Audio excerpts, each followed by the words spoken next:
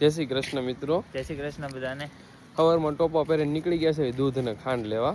આપણી શાહ ભાખરીનો પ્રોગ્રામ હોય ને ભાઈ, આપણી પાસે દૂધ નહોતું ને ખાંડ નહોતું ને એટલે ભાઈ સવારમાં નીકળી ગયા લેવા ફૂલ ટાઈડમાં. જો અહીંયા લંડનમાં તે બધી વસ્તુ મળે છે. આ પાર્લેજી બિસ્કિટ છે, આ બાલાજીની બધી વસ્તુ છે. મળી વેફર, ટમેટાની વેફર, તીખી વેફર, તીખા સેમબરા, સોલેડ વસ્તી, ચટાકા ફટાકા. પછી તો ભાઈ ઘરે આવીને બનાવી ચા ભાખરી અને કરી લીધો નાસ્તો. હલો કપડાં હુકવવા. આજે કપડાં હુકવવા માટે પહેલા તો કાલે સાંજે વેધર જેવું હતું કે આજે તડકો છે કે વરસાદ, એમ કાલે તડકો બતાવતા હતા એટલે કાલે સાંજે પછી અમે નક્કી કરી નાખ્યું કે ધોવાનું છે. એમ કાલે સાંજે ધોઈ નાખ્યા હતા અને આજે સવારે હુકવી છે. પછી આવી રીતના સિપટા મારી દેવાના દેશી આપણા ઇન્ડિયાના.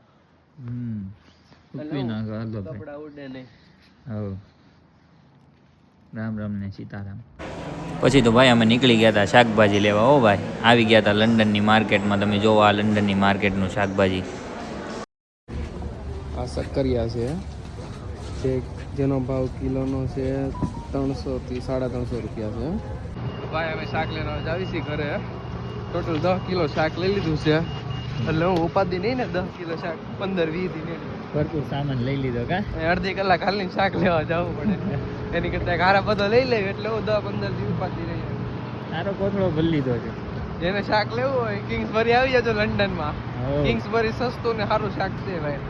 આપણને મજા આવી ગઈ. તો કરી લીધા 4 વાગ્યામાં ચાંદા મામાના દર્શન. ચાંદા મામા જોઈ